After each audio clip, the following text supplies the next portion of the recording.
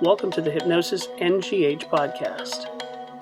This podcast series offers a fun and serious look at hypnosis and offers various ideas, discuss case studies, along with NGH educational opportunities.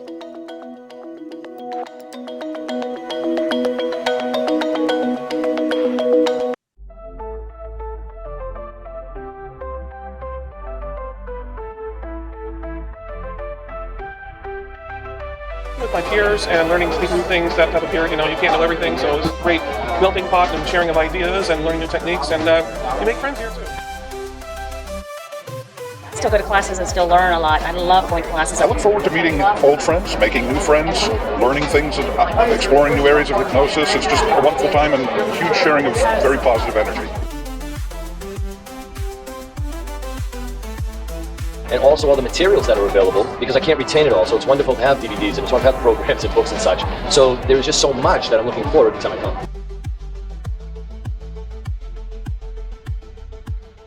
Every room has some new experience or some new technique.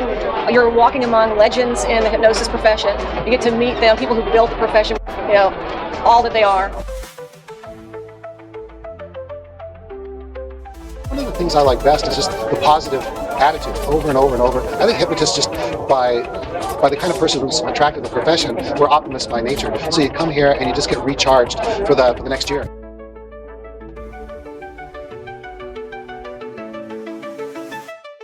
Please note, it's important to work within your scope of practice. You can find more information about this on the NGH website at www.ngh.net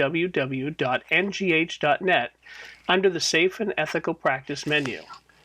The opinions or views expressed do not necessarily represent those of the NGH. We'd like to welcome everybody to the Hypnosis NGH podcast with my special guest today, Cristodora. And you can say your last name for us. This is Cristodora Buiculescu. See, it's a lovely last name. It's just I know that every time I try to say it, I mess it up, but not on purpose. It's one of the oldest family names in Romania, actually. Escu, it's a very old root. Now, that's where you're from? Yes, originally. Nice. Now, how long did you stay before you moved out? 19. When I was 19 years, after I just got my bachelor's, I just went out of my country. So I just started migrating, and ever since I'm moving around. So let's talk about that. So, what did you when you graduated? Well, you graduated from high school or from college that you moved out? High school, and then I went into university studies. Right, university. So and what did you study? Psychosociology. In your study of that, what did you learn during your studies? So I started with the entire thing because I was a social case, right? So I would be in a dysfunctional family. Yeah. So my parents separated when I was 5. I was ill ever since I was little. I grew up without my mother. I grew up with my father. My father was alcoholic, and I technically not left home when I was 19.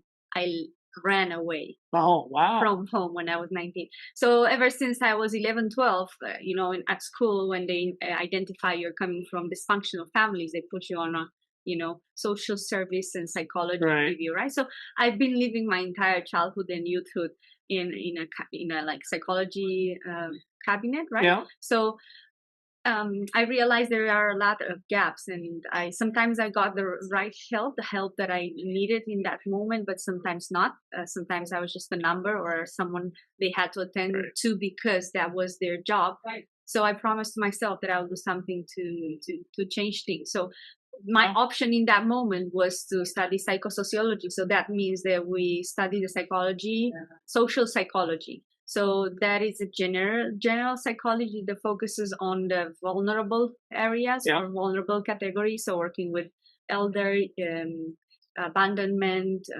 abuse, trafficking, human trafficking, Really?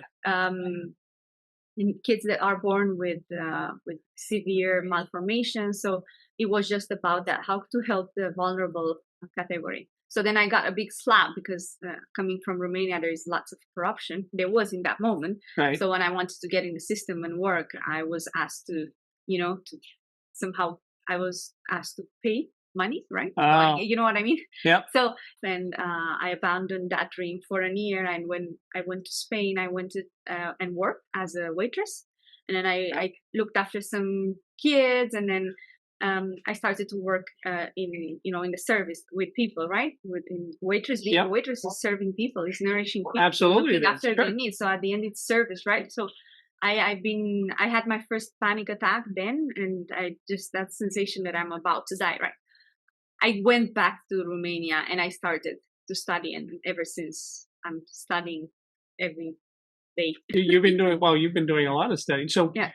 what brought you from that towards hypnosis. hypnosis? Yeah. So it's all about the story that I lived and how that story changed me, transformed me, and how that helps me to help others to transform their lives as well. So when I finished my studies, and I was studying in Spain, in France as well, doing an Erasmus program. Yeah. So after I finished my studies, I went on a crisis, and I went to Dubai. I migrated in there. I went and worked in education field because there was no social field in there. But to me, it was important to work in anything that is of service, so anything that assists people and helps people.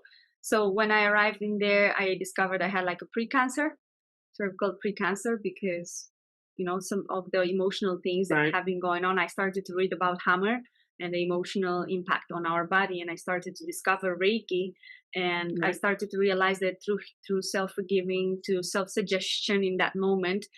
That's what my mother and my father would say separately, but they would all talk about self-suggestion, right? So that's great. Prophecy, self-fulfilled prophecy. Oh yeah, well, and self-hypnosis technically, right? So I bumped into that. I started to work on it. I started to get better, and then you see, when I was little, I had lots of health issues. So I got, with 13 years, I had to go through a severe kidney surgery, and then with 18 years old, I had to go through another severe kidney surgery. So in between 11 years to 18 years, 18-ish, I was always in and out of the hospital. Wow, you've been through a lot. Yeah, so it's been a very difficult moment for me. And when I was little, I would see my father suffering because he raised me up. My mother was not present in my life in that moment. And I would always say, I cannot die before my father dies. A few years after, when I was 26, before I turned 27, my father had a stroke. So it was very crazy. What I'm going to say, people will say, oh, this is voodoo, right? But it happened. So I remember that 1 week before he passed away, I started to dream about it, feel unwell, intense headache, and I was feeling very bad. One day before, I was feeling very weak, and then in the day he passed, literally, which I think is what happened. I started to get this sense like of imminent death sensation, feeling, right? So just because I was so connected energetically, telepathically, you call it the way you want it, quantically, physically, I knew the second day that something happened to my father. So I called up the police services, and they went and opened the door because it seems that he didn't go to work. So they found him dead. Wow. And then, so they found him dead at home. And then I was 27. I was living in Dubai, 5,000 kilometers, because I was working in there. And then I went back home, and I had to go and identify him based on protocols, the police protocols. Yes. So I had to identify him. So I saw him, the gray steel room, table. The not so friendly room. Yeah. So that was so impactful to me. So I had to identify him, and then the story is very important, because then after seeing that and living that, I said, that's it. He's dead. There is no need for me to live anymore. So I tried to commit suicide, taking pills. And when the psychiatrist for the PSTD, obviously, and they gave me pills. Luckily, they didn't give me enough. So I took those pills, and they put me to sleep, but they didn't kill me. So luckily, yes. Yeah. I was very upset with life, with everything, with God. And one day I was just screwing everything, like cursing at God and saying, like, look at my life. It was all so traumatic, so difficult. And I never hurt anyone. Why are you doing this to me? So that answer just came to me, because you need to understand and you need to feel, because you can actually really help people when you feel them. not just when you learn about it. Because I learned psychosociology and I learned hypnosis. Right. I learned Milton Erickson and metaphors in university, but we just learned cognitively. Right. You never went through it per se. I didn't experience it until I met Beryl Kumar. And then I had my first experience with her. I was in a deep grief. Nothing would stop me from crying. I was a total victim, a total child in the situation, transactional analysis. And then she helped me to shift from that, state of victim. Ever since from 2015, it's just like learning. And I got into hypnosis, trained with NLP, Reiki, tapping, you name it. Everything that's on the market, it's on my list to do. Is it? It's a never ending, it's like how do you say in English? Endless learning curve. Yeah. Never stop learning and on those lines. Now, let me ask you, if with all of this that's gone on in your life, and do you feel that you're in a better place in the sense of what you know, either it be from your first degree to hypnosis now as well, and you are embracing life in the sense of looking forward to everything that's coming? Because you obviously, I mean, that was very traumatic for you. Yeah, absolutely. So I found my purpose, because you see, that moment when I realized that I was alone because I couldn't count on my mother. Now I'm reconciliating myself with my mother and we're rebuilding the relationship, but I still cannot count on her. Right. You know what I mean? Yeah. So to me, focusing on others was a way to get motivated, and stay alive. So it became my life purpose so much that it's just about that. So to me, what I'm doing is more important than marriage, is more important than anything. In fact, I got divorced because my ex-husband, being an Arab and Muslim, thought that what I'm doing is haram, like it's a sin for them in their culture. And I said, this, what I discovered, is so much more important than myself. So I would have to give up our marriage, and I give up my marriage. So that I got into psychology, and then I got into the psychosomatic part of it. Like, how can I apply that and get it into the body and into the mind of a person? So I would say that this is the most important, the things that I discovered throughout all these years and learning and experiencing different ways of accompanying myself and accompanying others with hypnosis. And so, like, I'm not sure if it's hypnosis itself. Process. Yes, but obviously, I mean, with hypnosis, subconscious mind, I mean, it's open to suggestion, and that's definitely what the big basis of hypnosis is.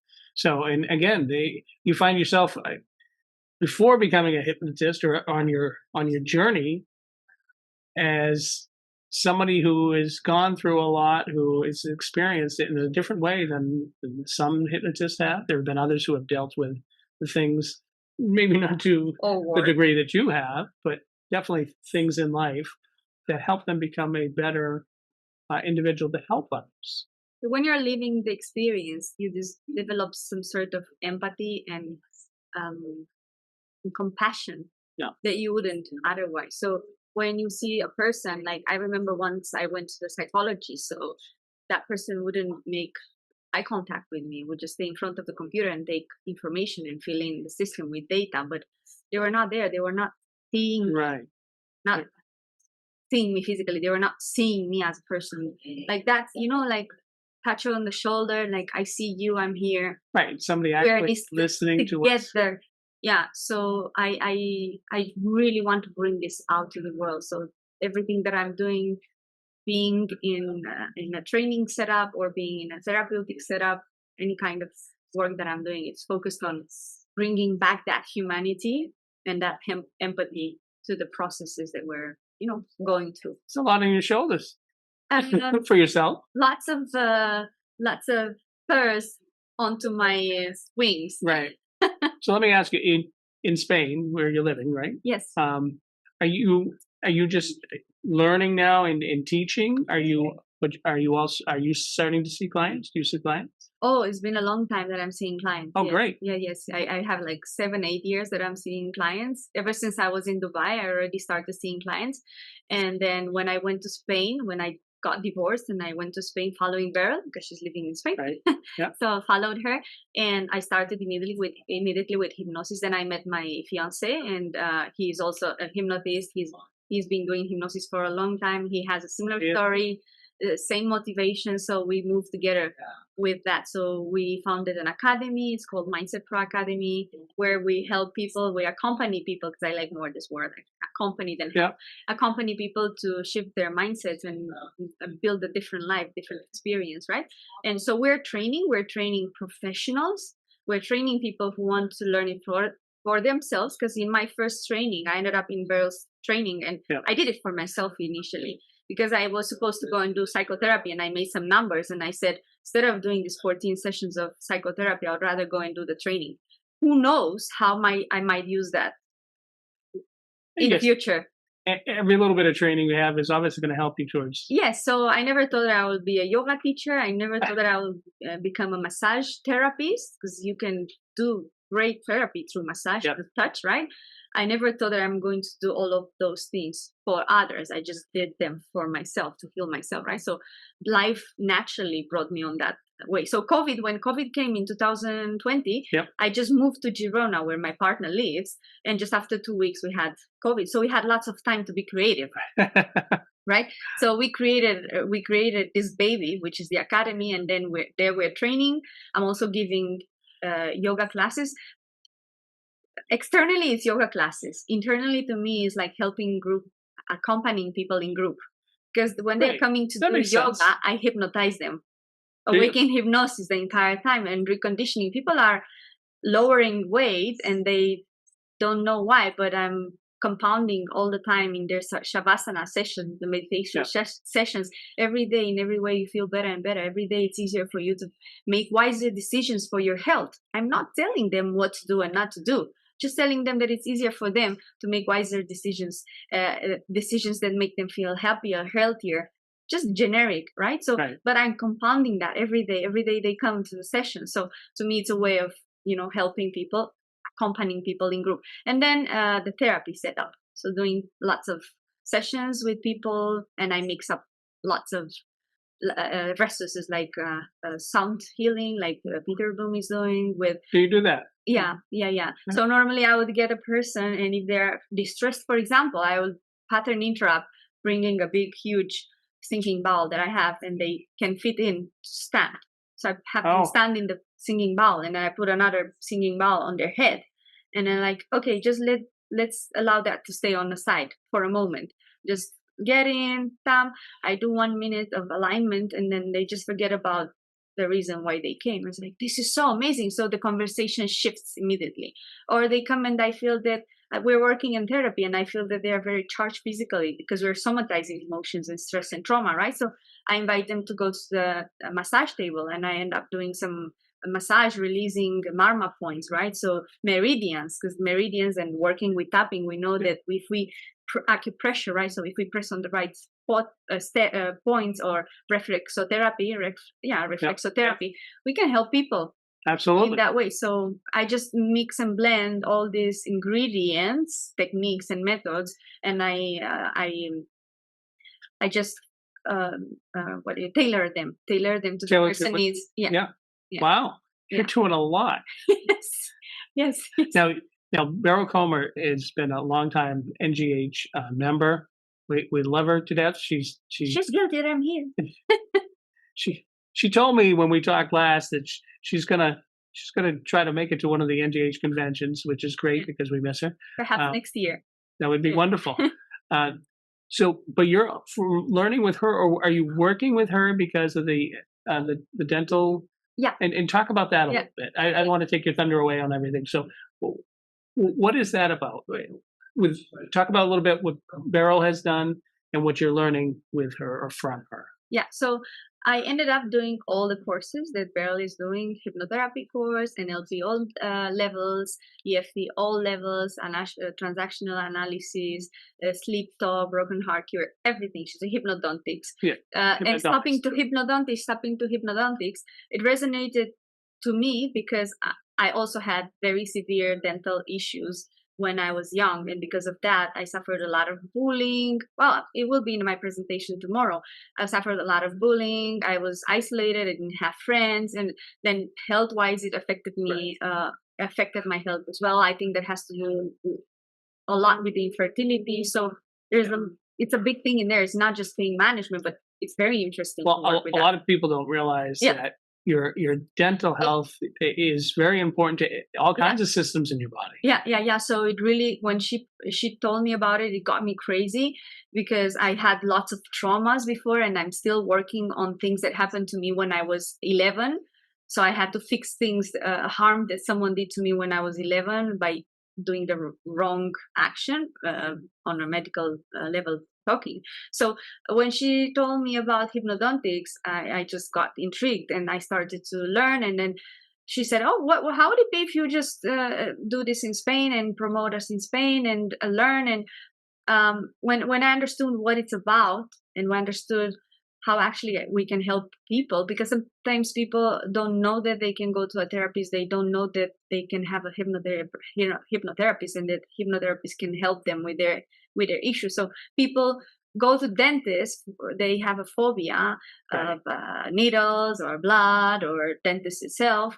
The drill, they got to say the drill. The drill, yeah. So when the person gets there, if they end up in one of those places that are trained in coaching and hypnosis and emotional intelligence and effective communications, they will be able to guide that person into a therapeutical process as well.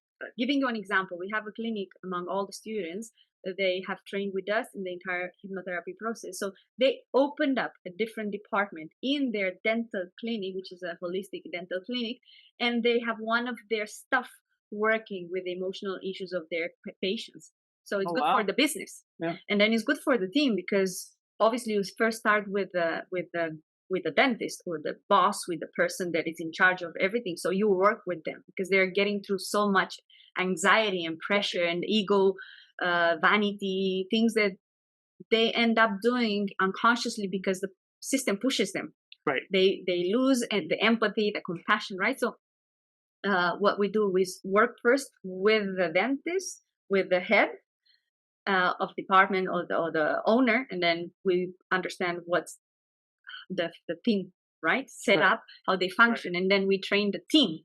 We help them how to get emotionally intelligent, to communicate between themselves effectively. So we train them in hypnodontics, and then we train hypnotists to work with dentists, because a normal hypnotist wouldn't know how to deal with dentists. You need to understand their language, and you need to understand their struggles in order to be able to help. And then you are going to work with the patients, because not all dentists would like to get trained and certified as hypnotherapists. They will refer to you. So you create like a network, right? A network of trustworthy professionals, right, that accompany people not just in the physical, but also in the emotional. And here, stopping, because we started before, is not just anxiety, dental anxiety, or needle phobia, or anesthesia. It's bruxism, it's abuse, sexual abuse, it's fertility, it's dementia, it's brain, it's memory, it's bone issues, it's gut inflammation and reflux. So it's so much more. So when we open the first page of this book, and we realize that there are so many other pages that need to be rewritten, right? Reprogrammed, shifted.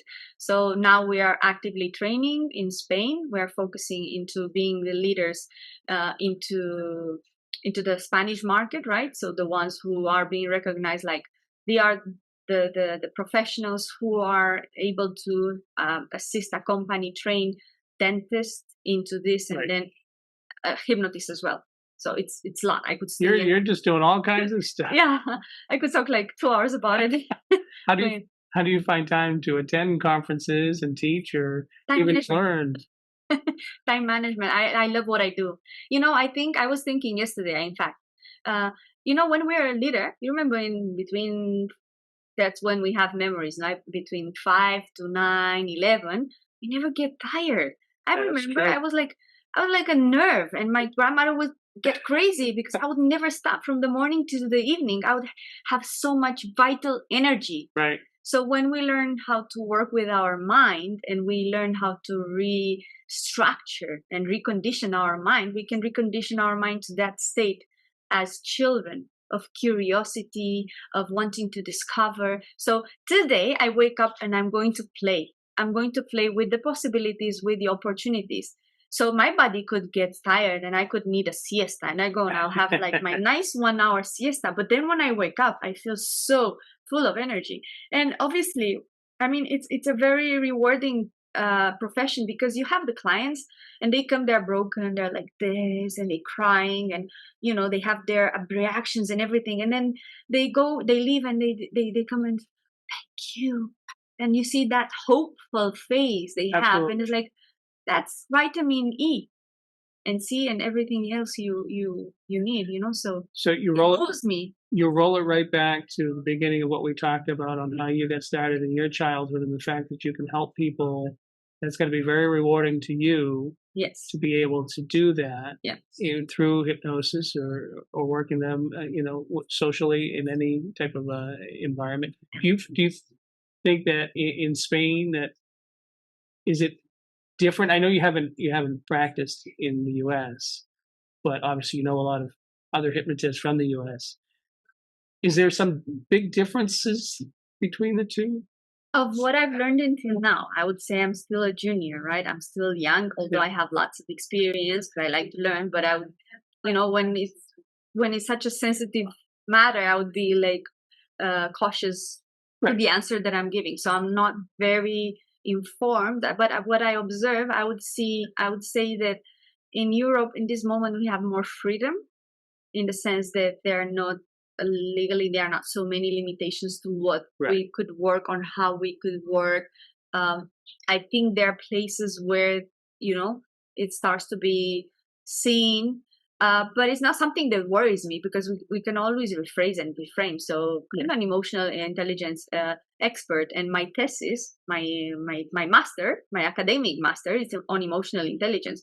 Okay, so let's go do some guided visualization. Right. Let's imagine. Do coaching. Coaching, it's accepted. So from this point of view, if it's just about how we practice it, I'm not sure if you mean that. Well, no, I'm just kind of. I mean, a lot of folks I've talked with overseas, it definitely there's less laws or anything that they have to worry about. Obviously, with the National Guild of Hypnotists, I mean, we're very up on the different laws in the states, so that we can help people in coaching, becoming towards the coaching side of hypnosis.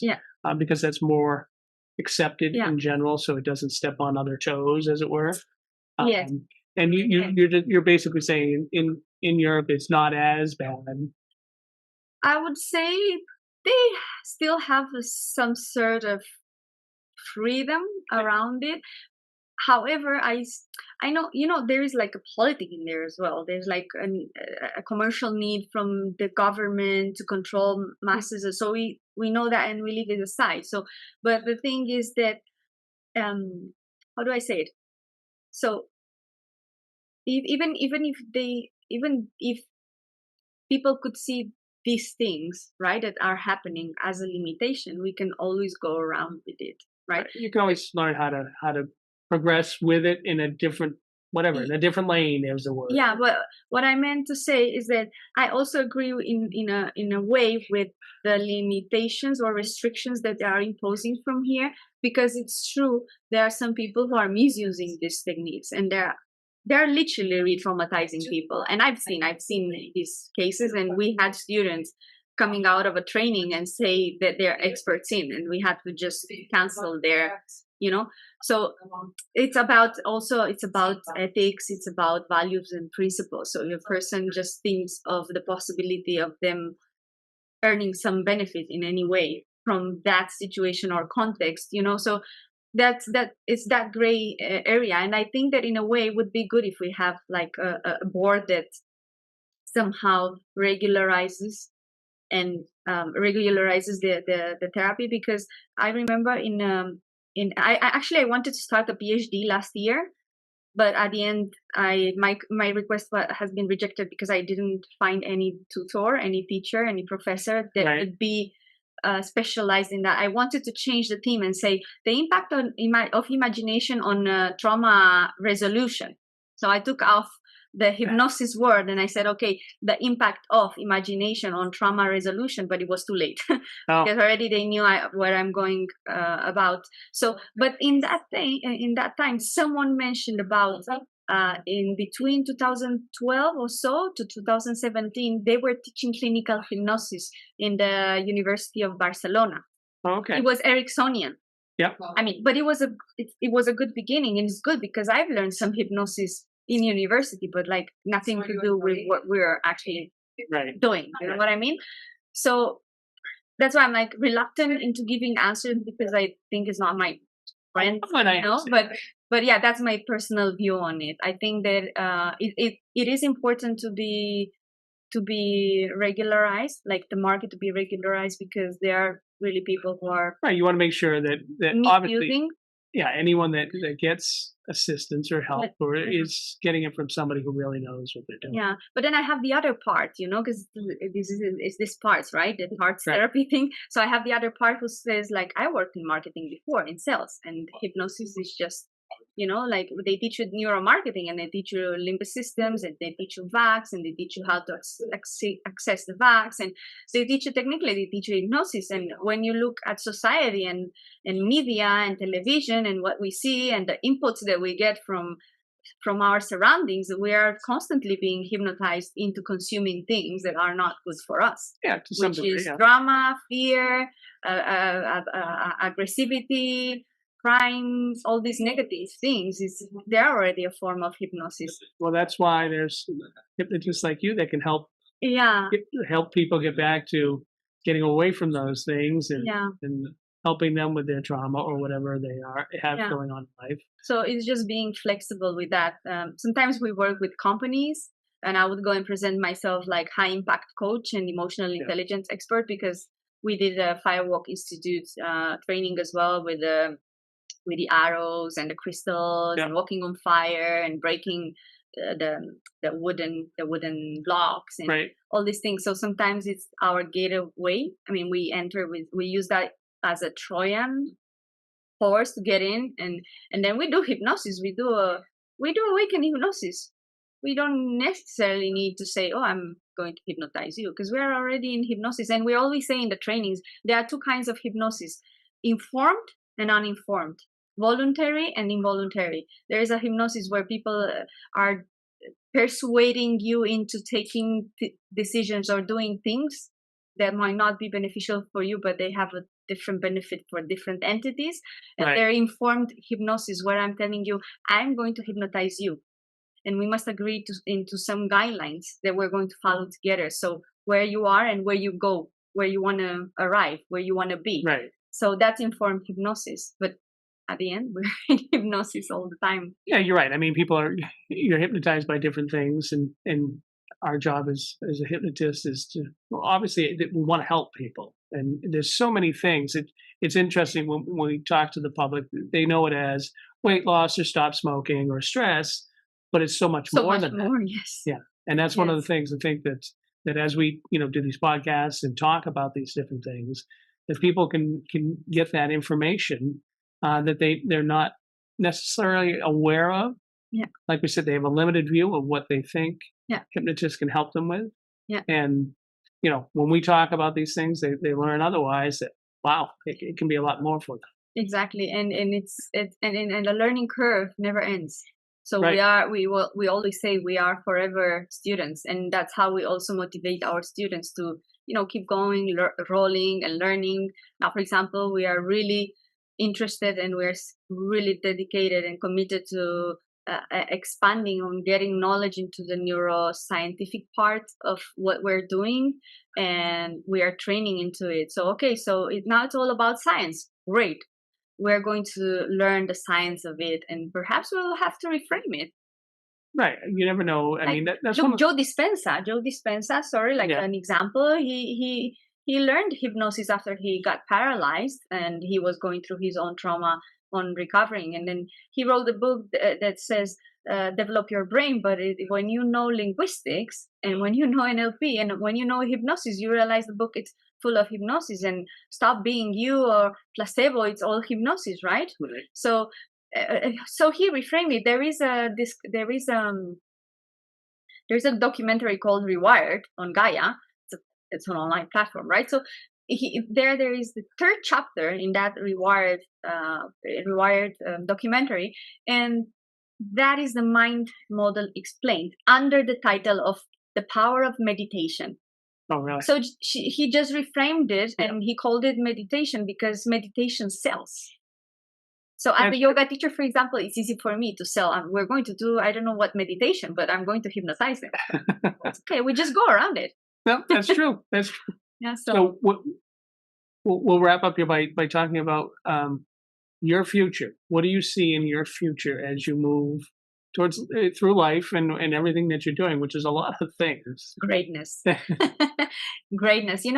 Once in one of the courses with Beryl, when we were doing the timeline, she asked me, so you died and you look at yourself and you see people behind. What do you see? What is one phrase that it comes to you when you look at that? And my response was, I don't know what I did, but I was a person who did lots of good, and lots of people are like grieving me, all right? And they're feeling sad that I'm no longer there. So right. I build my timeline and my life and the actions based on that. So I want to be a person who did lots of good and great things for others. And when I am not here anymore, I know that I left a trace.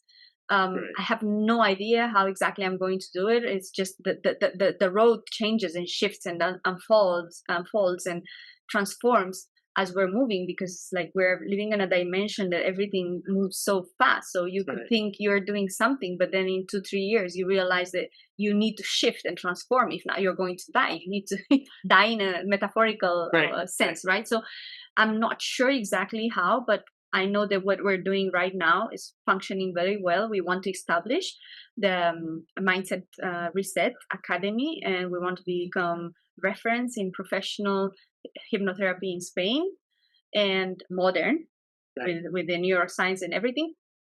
And we want to help accompany a lot of people into their road of becoming better persons, right?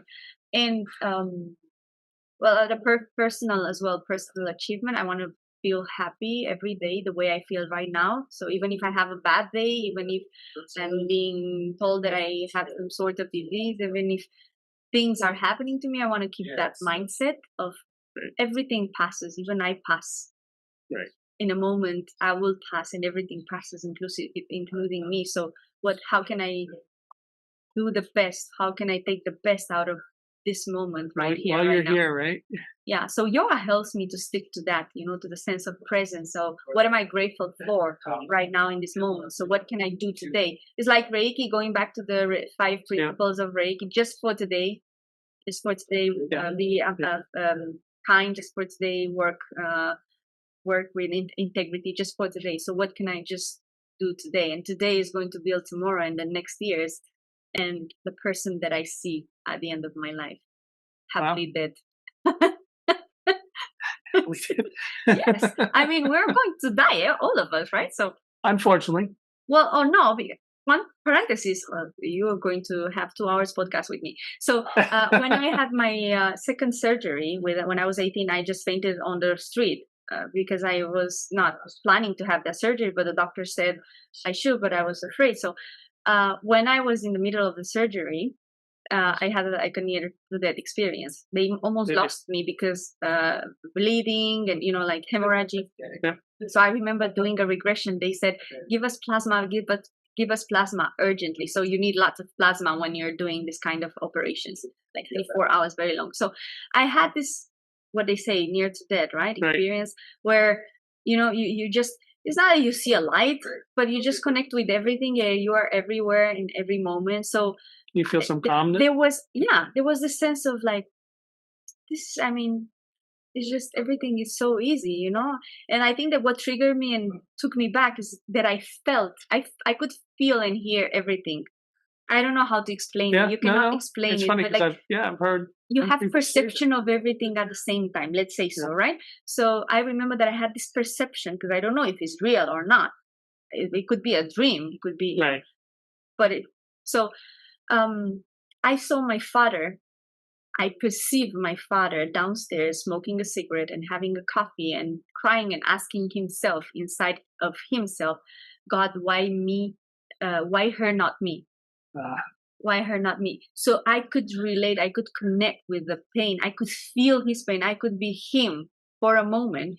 Right. And I think that was the thing that brought me back. But I was just somehow floating into nothing. I was nothing and everything at the same time. And I was ready to just go wherever that would take me. So I would say that death is easy. Learn to live gracefully. It's the theme. And I will close it with that. Enjoy life, right?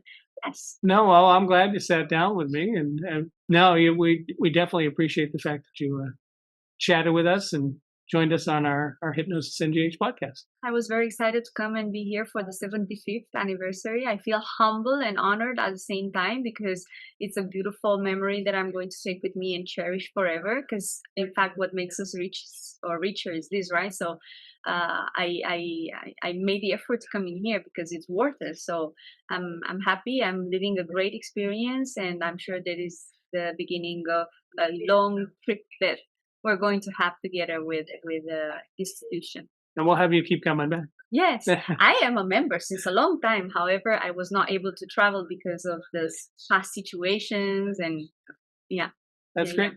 Thank you very much. Thank you, Appreciate it. Eric, for having me. And I really trust that everything that we spoke in here and everything that I shared from my heart is going to impact on someone and make them feel and believe, if she could, I can. Absolutely, that's important. Yeah. I think people will take that away from this, and that's great. Thank you so much. Appreciate it.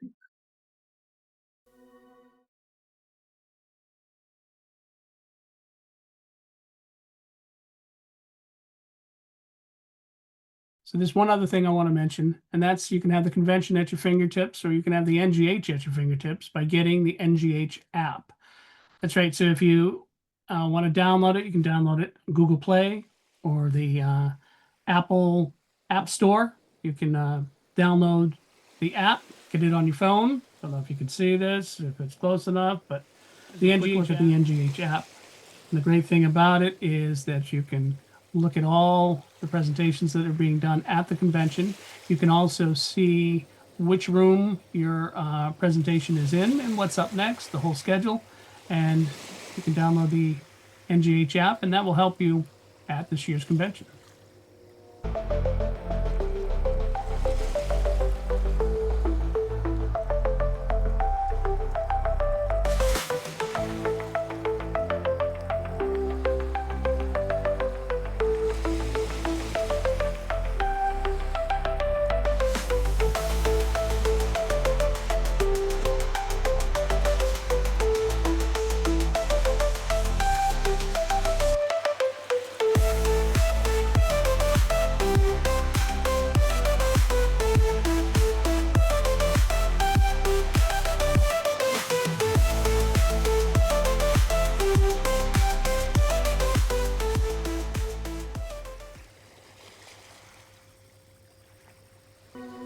Thank you for listening to the Hypnosis NGH podcast. You're welcome to share your ideas for future podcasts by emailing us, nghpodcast@ngh.net.